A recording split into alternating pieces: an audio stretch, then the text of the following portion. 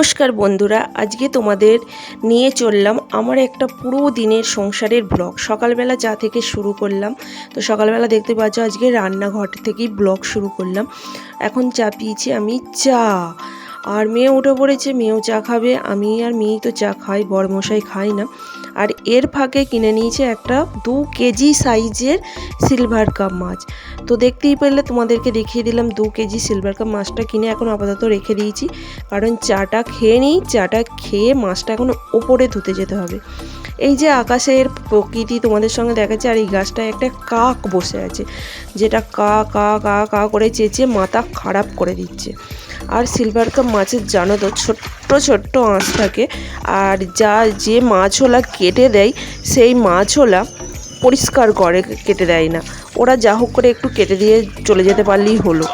তো এখন দেখছি মানে মাছের মধ্যে প্রচুর আঁশ রয়েছে।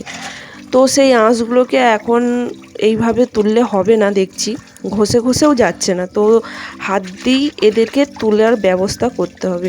এর জন্যই আমি ছাদে মাছ নিয়ে আসি। নিচে তো জায়গাই নেই, ধোয়াই যাবে না, তারপরে আঁশটানি গন্ধে ভর্তি হয়ে। আচ্ছা তোমরাই বলো তো, এই মাছের টক খেতে ভালো লাগে, না চচ্চড়ি খেতে ভালো লাগে, না ঝাল খেতে ভালো লাগে, না কি তোমরা করে খাও? এত বড় মাছ, বড় মাছের কিন্তু টেস্টটা বেশি হয়।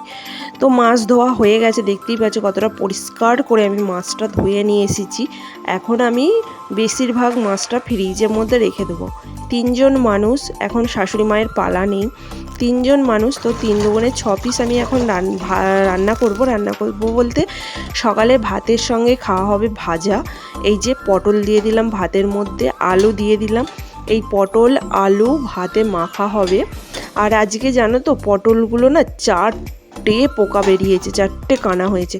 কিন্তু এখন পটলের দামটা বেশ ভালোই আছে, যেহেতু নতুন নতুন উঠছে, আর নতুন নতুন তো জিনিসের প্রচুর দাম থাকবে। আর আমি কি করলাম, এদিকে ভাতটা চাপিয়ে দিয়ে চলে এলাম জলের বালতি নিতে, কারণ হচ্ছে ঘরটা মুছবো। এরকম কাজের ফাঁকে ফাঁকে আমাকে কাজ করে নিতে হয়। আর এই যে দেখতে পাচ্ছ জলের বালতিটা নিয়ে নামছি, আর সিঁড়িটাও ঝাঁট দিয়ে দিতে নামছি। এইভাবেই আমাকে কাজ করতে হয়। আবার এক হাতে ফোন রয়েছে, মানে 2 থাক করে সিঁড়ি ঝাঁট দিচ্ছি আর জলের বালতি নামাচ্ছি, আবার ভিডিও করছি।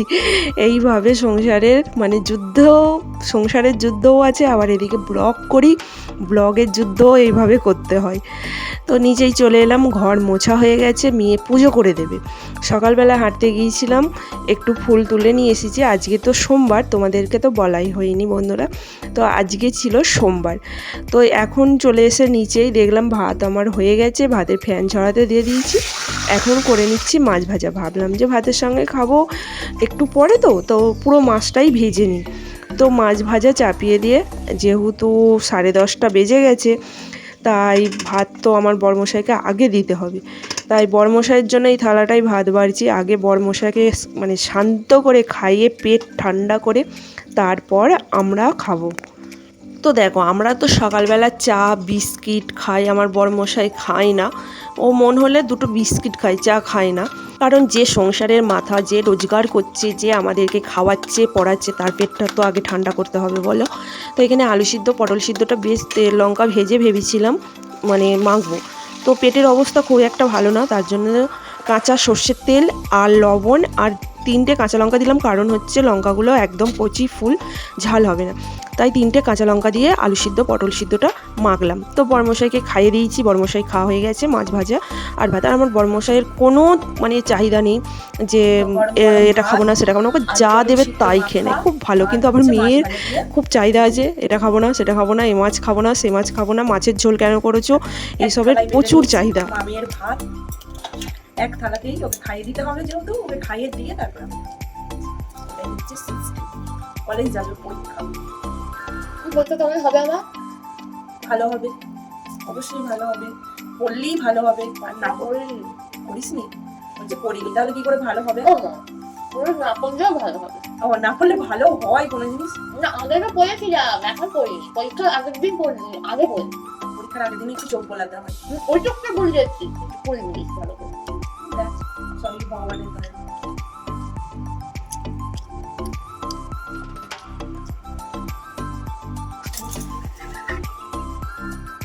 সবসময় হাতে করে রঙগুলো ধরে থাকলে মুখের উপরে পড়বে। এটা আমার দোষ। খেতে 10 ঘন্টা, মানে মুখের উপরে এরকম করে কে ধরে থাকতে হবে। এবারে গায়ে পড়ে আমি আসলেই জিনিসপত্র পড়ে আমি বুঝি না কেন। ভগবান যে আমার উপর দয়া করবে জানতে হলে চোখ রাখুন পরীক্ষাটা ভালো আসার পর।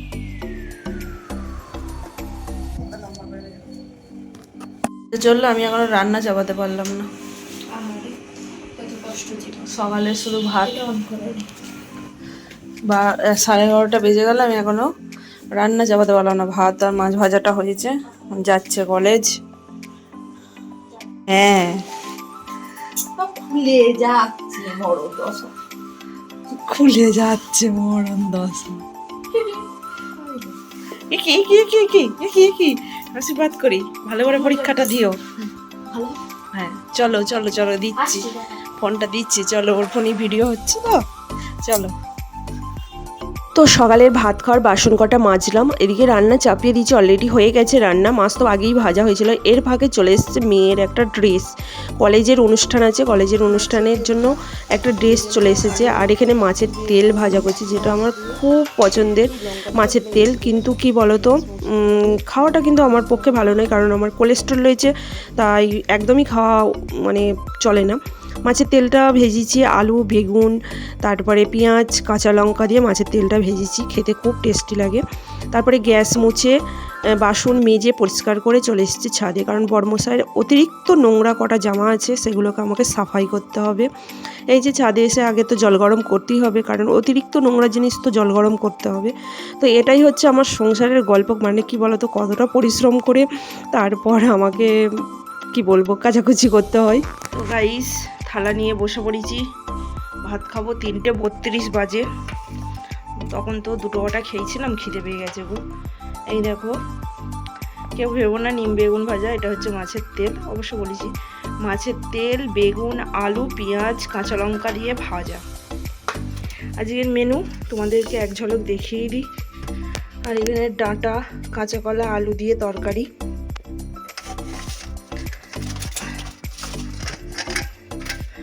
আর এই হলো মাছের ঝাল। কে কে খেতে পছন্দ করো, মুড়ো না লেজা, কমেন্টস করে কিন্তু জানিও। হ্যাঁ, মাছের ঝালের মানে মাছের মুড়ো না লেজা খেতে ভালোবাসো, অবশ্যই কিন্তু জানিও। আর আমি এখন ভাত খাবো, মেয়ে নেই, বর নেই, বর মাঠে গেছে, একাই খাবো। খিদে পেয়ে গেছে যেহেতু, নাহলে একটু পরের জন্য অপেক্ষা করতে, কখন আসবে ঠিক ঠিকানা নেই। চলো ভাত ধরে নিই। এই মাছের তেলটা যদি আমি খাই মরে যাবো গাইস, কিন্তু খাবো, খিদে ভীষণ ভালোবাসি খেতে। তো চলো, সন্ধ্যা হয়ে গেছে, সন্ধ্যা বাতি দেবো। আর বিকেলবেলাটা একটু বসেছিলাম, নিচেই বসেছিলাম, এত মশার কামড় কি বলবো, খেয়ে খেয়ে ফুলে গেল আমার। তো চলো এখন সন্ধ্যা বাতি দেবো। এই যে ঠাকুর ঘরে।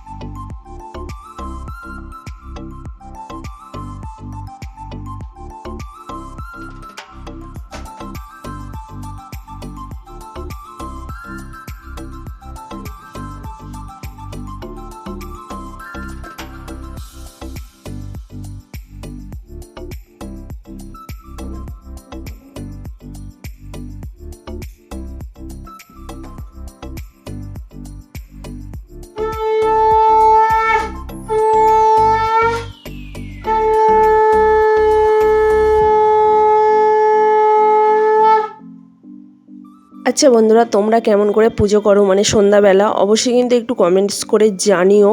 আর আমার ব্লগ শেষের দিকে অবশ্যই কিন্তু জানিও কেমন হলো সারাদিনের ব্লগটা। তো আমি এইভাবে সন্ধ্যাবাতি দিই, আর আমার এভাবেই সন্ধ্যাবাতি দিই বলতে আমার একটা ঘরের মধ্যেই যেহেতু সব কিছু, তাই আমি এভাবেই সন্ধ্যাবাতি।